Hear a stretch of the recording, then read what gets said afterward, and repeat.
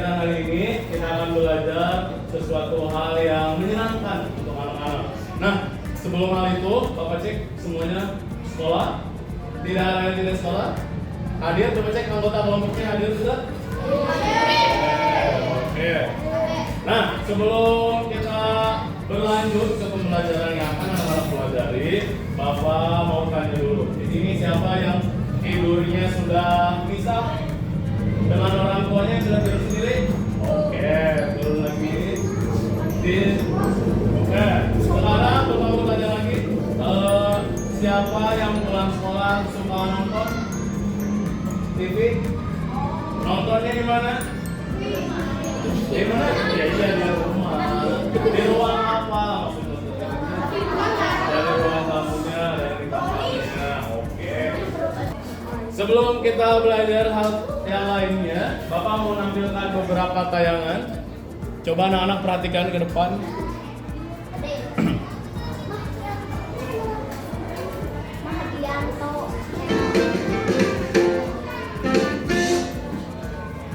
Halo semuanya, kembali lagi bersama saya Madianto dengan tema minimalis Indonesia.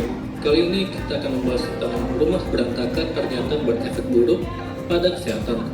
Rumah, kamar tidur atau meja kerja yang berantakan memang tidak enak dilihat.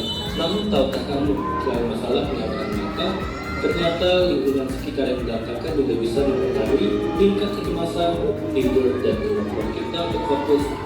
Intinya rumah berantakan berefek buruk untuk kesehatan.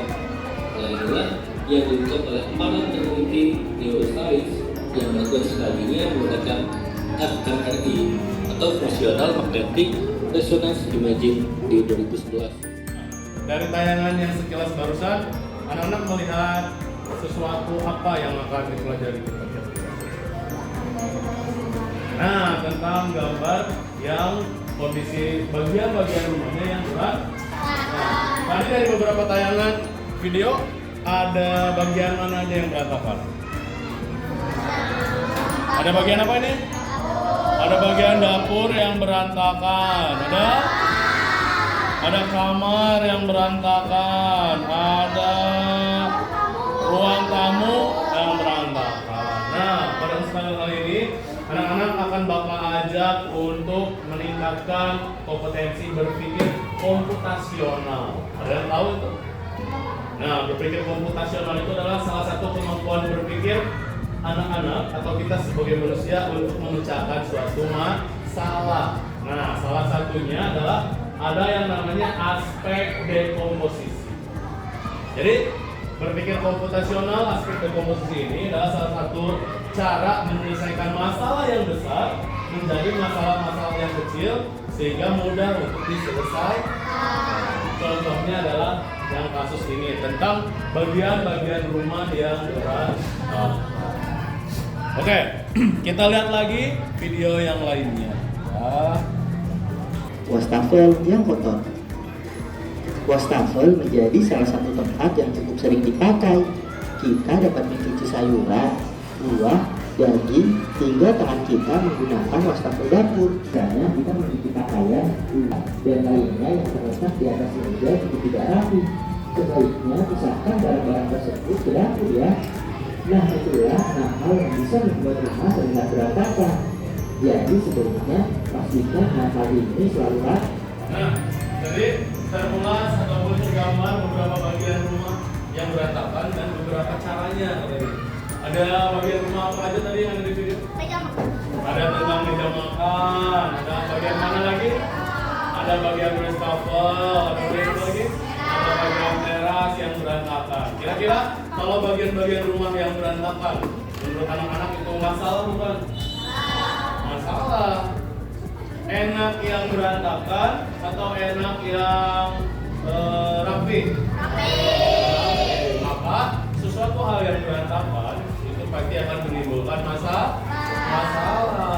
Nah, caranya supaya tidak jadi masalah diapain? Dibersihkan. Selain bersihkan diapain lagi? Disapu, dipel. Kemudian kalau barang-barang yang masih dipakai tapi masih berantakan, dikemanakan? Dibereskan dan dirapikan. Kemana dirapikannya? ke tempatnya, betul. Nah, maka dari itu pada kegiatan ini tentang berpikir komputasional untuk menyelesaikan masalah bagian rumah yang berantakan, maka tujuan pembelajaran anak-anak adalah untuk melatih menangani masalah sehari-hari yang ada di sekitar rumah. Selain itu, anak-anak juga akan bekerja secara kelompok untuk menganalisis kegiatan yang mengandung masalah dan menyelesaikannya. Bapak akan mengajak anak-anak untuk meningkatkan kompetensi berpikir komputasional ini. Jadi berpikir untuk menyelesaikan masalah dengan cara dekomposisi. Jadi menyelesaikan masalah yang besar, membuat masalah yang kecil-kecil terlebih dahulu supaya masalah yang besar itu dapat terselesaikan dengan membaginya ke dalam masalah-masalah yang kecil. Coba lihat lagi ke depan. Ada beberapa gambar yang akan kita analisis bersama. Kalau Bapak lihat di sini, ini bagian rumah apa? Bagian dalam rumahnya, bagian dalam rumah ruangan apa? Ruang tamu. Kalau enggak kita sebut dengan ruang keluarga saja. Ya, coba lihat bagian-bagian yang kotornya menurut anak-anak ada apa aja? Ada pensil yang berantakan, ada bantal yang berantakan, ada TV-nya jadi miring, ada lampu sudutnya miring juga. Apa lagi? Ada nah ini berantakan nih gelasnya. Banyak. Oke, betul. Berantakan ini kayak habis ada gempa. Pokoknya ini ruang tamu yang berantakan. Oke, lihat yang satu lagi. Nah, ini bagian apa ini? Dapur yang berantakan. Ada barang-barang apa saja yang berantakan? Ada piring-piring. Hah? Tempat makan, alat makan. Apa lagi? Ada gelas-gelas berantakan. Udah begitu ada ini apa ini? Apa ini? Hah? Ini baju-baju kotor berantakan. Iya, ini baju-baju piring-piring kotor berantakan juga. Kalau lihat dapur seperti ini, anak-anak nyaman tidak? Tidak. Maka itu harus diapain? Harus dibersihkan. Kira-kira dari bagian yang pertama tadi dulu, bagian mana dulu yang akan anak-anak bersihkan? Bagian sofa, berarti area sofa. Jadi kan ini masalahnya yang besar. Masalah utamanya adalah ruang keluarga yang berat. Nah, menurut berpikir komputasional dekomposisi, kita akan bagi masalah yang besar ini, ruangan yang besar ini kita akan bersihkan dengan cara membersihkan bagian-bagian ruangan yang kecilnya dulu. Salah satunya adalah bagian sofanya dulu tadi kata-kata. Bagian sofanya, bagian benar-benar apa saja yang bisa dibersihkan? Bantalnya dirapikan, apa lagi? Ini bonekanya. Kalau bagian sofa sudah selesai, kira-kira bagian mana lagi yang akan dirapikan? Ya, bagian sini nih, bagian rak TV. Apa yang bisa kita rapikan? Bukunya dirapikan, TV-nya dibenarkan. Apa lagi?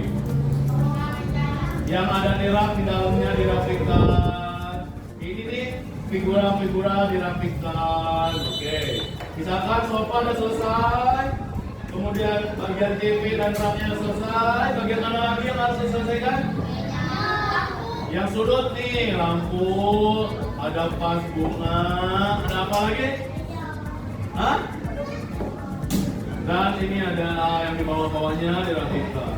Yang terakhir bagian mana? Bagian meja depan, bagian meja dan karpet yang di bawahnya.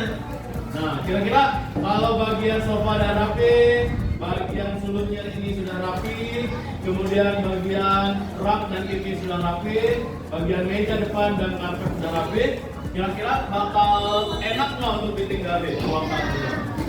Nah, bakalan nyaman tidak? Nyaman. Oke. Sampai di sini ada yang mau ditanyakan tidak? Tidak. Oke, kalau tidak ada, Bapak akan berikan nomor kerja yang akan anak-anak kerjakan bersama kelompoknya. Coba perhatikan dulu, nanti di depan ataupun di depan halaman depannya ada gambar bagian rumah yang berantakan. Nanti anak-anak sama kelompoknya dicek berantakannya apa aja, bagiannya apa aja. Terus kalau bisa diapain, ikuti saja petunjuknya yang ada di atas tersebut. Ya, ada yang mau ditanyakan? Oke. Kerjakan bersama-sama.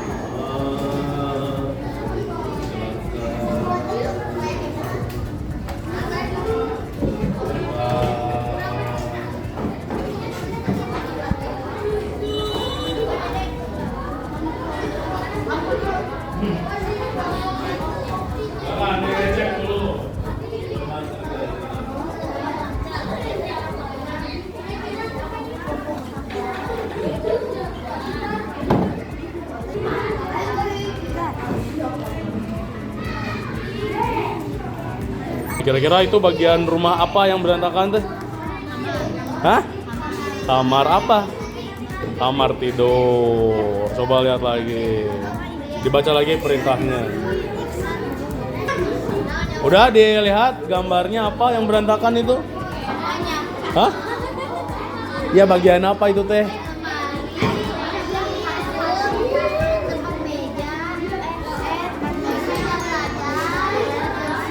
Ruangan apa itu? Kamar apa? Kamar apa? Kamar tidur. Untuk kelompok ini itu bagian ruangan apa yang digambar? Kamar apa? Kamar naon? Kamar tidur. Berantakan tidak? Masalah bukan? Nah, sok diselesaikan. Ikuti pertanyaan yang ada. Bagaimana caranya? Silakan.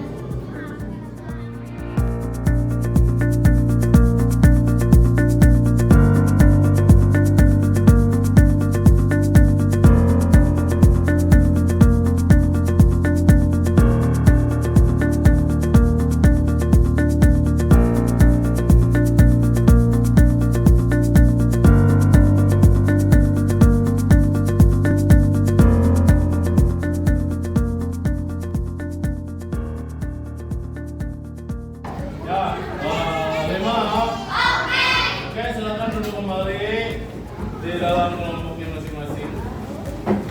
Kita akan cek kelompok yang sudah selesai. Siapa yang mau maju ke depan? Kelompok mana? Kelompok ini sudah selesai? Boleh maju selesai. Boleh kasih tepuk tangan dulu. Maju di kelompok ini. Assalamualaikum warahmatullahi wabarakatuh.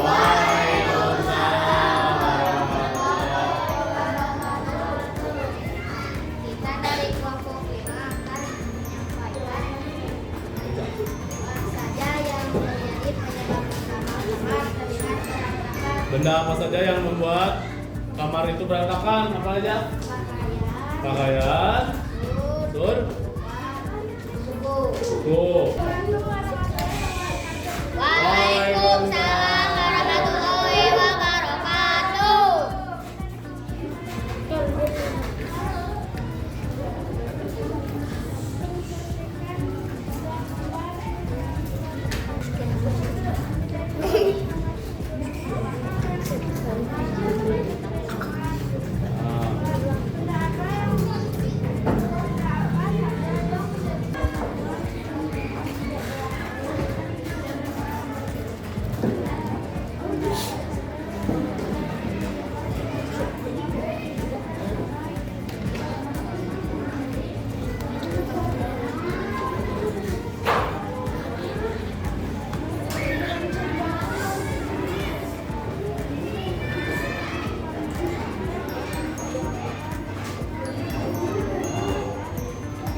Tuh. Assalamualaikum warahmatullahi wabarakatuh. Waalaikumsalam warahmatullahi. Benda apa yang menjadi penyebab utama kamar terlihat berantakan? Sepatu, sabun, berantakan. Apa yang akan kamu lakukan ketika kamarmu berantakan? Membereskan dan menghadirkan barang-barang. Wah.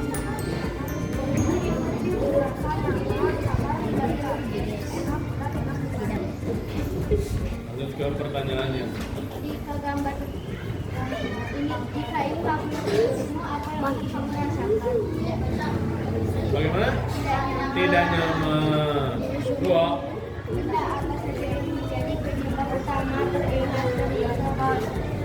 Benda apa saja? Baju berserakan, baju tidak ditempati, kasur dan Yo. apa yang kamu Semangat. Semangat kali. Oke. Dari hasil kerja setiap kelompok, semua sama mendapatkan permasalahan yang sama. Jadi masalahnya apa? Masalahnya apa?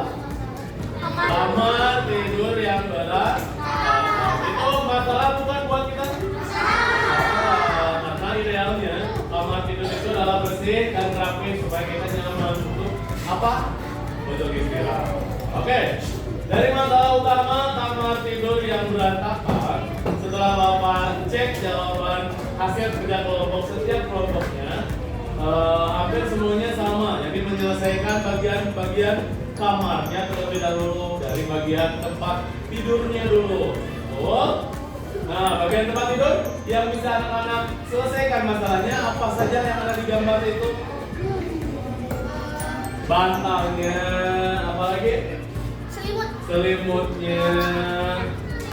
Ada apalagi yang bisa dirapikan dari gambar tidur, dari gambar kasurnya? Pakaian yang ada di atasnya. Oke. Setelah bagian kasurnya, bagian apa lagi yang bisa diselesaikan? Bagian rak bukunya. Diapain? Dibereskan. Terus diapain lagi?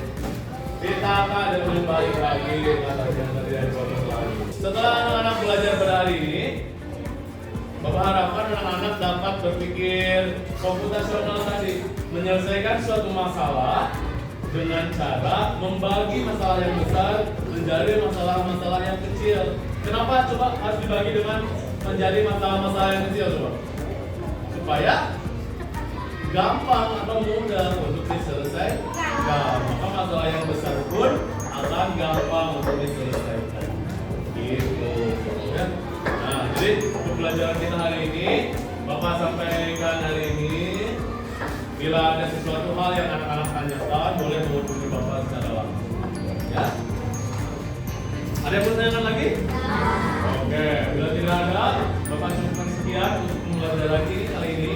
Nanti kita akan bertemu kembali pada waktu dan kesempatan berikutnya. Assalamualaikum warahmatullahi